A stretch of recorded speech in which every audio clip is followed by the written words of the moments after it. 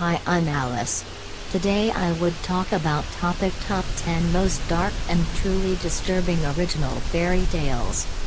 The horribly disturbing fairy tales featured on this list involve torture, rape, cannibalism, infanticide, necrophilia, bestiality, cruel and unusual punishment, and incest, all of them taboo subjects in today's sterilized society. Many consider them unsuitable reading material for 21st century children, with their sunny dispositions and delicate, impressionable minds.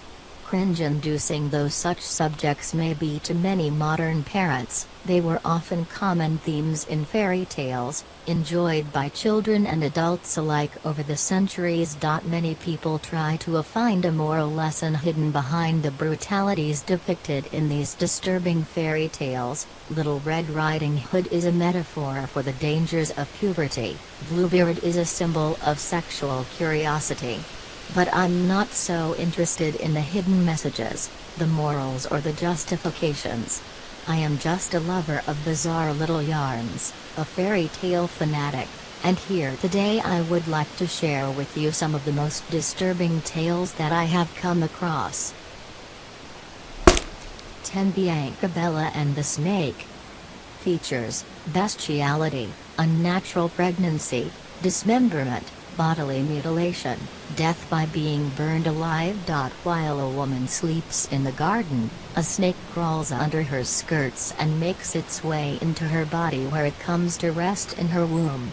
The woman falls pregnant, and when the baby, Biancabella, is born, she has a tiny snake coiled around her neck. The snake quickly slithers away into the garden. When Biancabella is 10, she discovers the snake in the garden. The snake reveals itself to be her own sister, and gifts her with great beauty. With her new beauty, she is quickly married off to a king. The king's evil stepmother hatches a plan to be rid of Biancabella, and when the king is away at war, she pays a group of men to take the new queen into the forest and kill her. The men are unable to go through with the murder, so instead they cut off Biancabella's hands and tear out her eyes, which they give to the stepmother as proof of the queen's demise. The stepmother then places her own hideously ugly and deformed daughter in Biancabella's bed, and when the king returns home, she tells him that his precious Biancabella miscarried a child, and has become hideous with grief. Meanwhile, Biancabella decides to kill herself. But as soon as she attempts to do so, her sister appears in human form and magically heals Biancabella's horrible wounds. They return to the kingdom where the false queen now reigns. The evil plot is revealed, and the stepmother and her two daughters are burned alive in a furnace. Giambattista Basile, Il Pentamerone, Entertainment for the Young, 1634, b4. 9 The Myrtle Tree. Features: unnatural birth, murder, dismemberment, death by angry prostitutes, execution by being buried alive in the sewer. A peasant woman gives birth to a stick of myrtle, which a prince then purchases for a great price. It turns out that a stunningly beautiful fairy lives within the myrtle stick, and soon begins sneaking into the prince's bed in the dark to play at Newt Sparrow with him. The prince takes her for his secret lover, after she confesses that she is a slave to his every whim and desire. Sadly, the prince being entirely satisfied by the fairy, 7 of his former prostitutes now find themselves out of work. So when the prince is away on business, they sneak into his bedchambers and discover his fairy lover. The enraged prostitutes smash the fairy's head open, and break her body into pieces. They all take a piece of her corpse, except the youngest, who takes only a single lock of golden hair. All that is left of the unfortunate fairy are her teeth, hands, blood and some bones.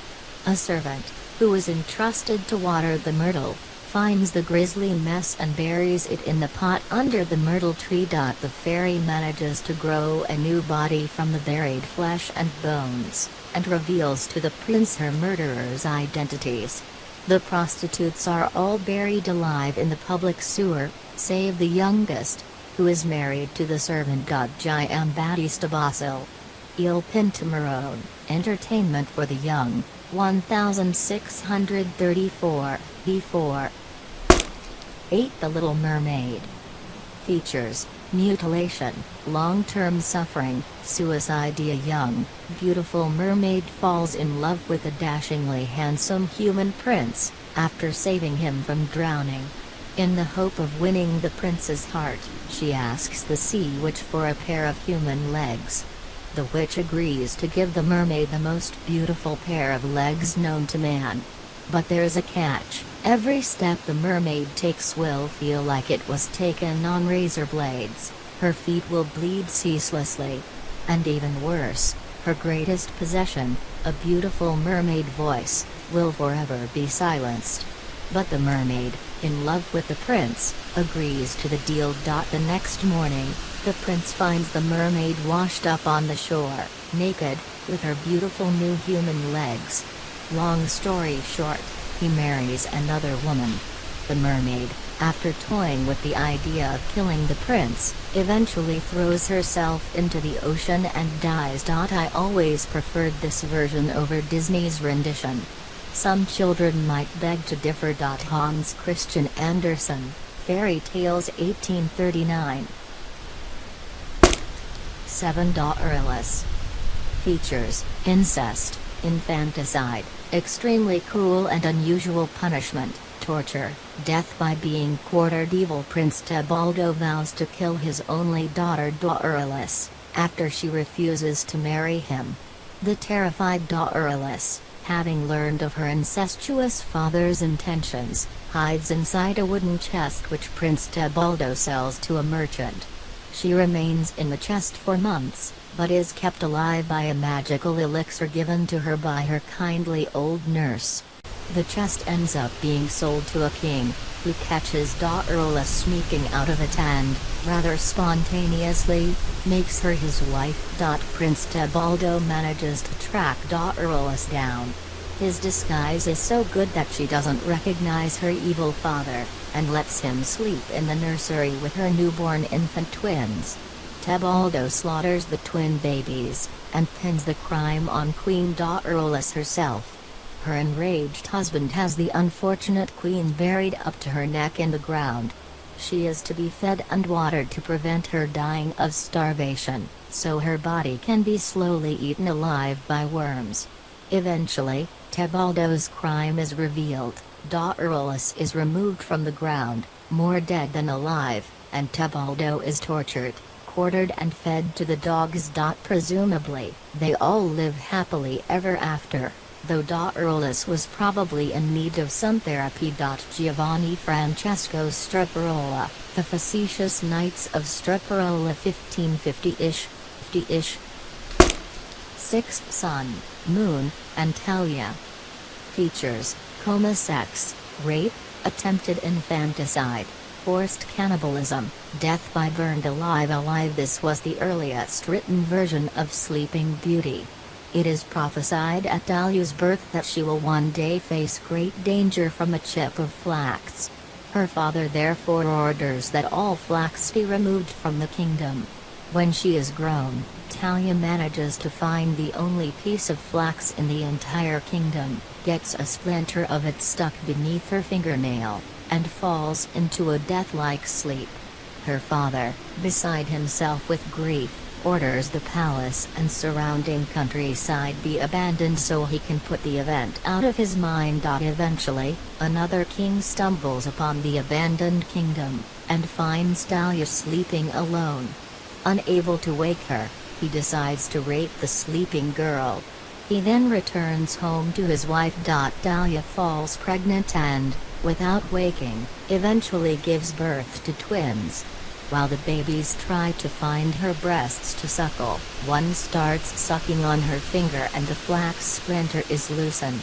Talia wakes up, and is overjoyed to find herself the mother of twins, which she names Sun and Moon. The king decides to return for a little more action, but instead of finding a comatose girl, he finds Talia awake, the mother of his children.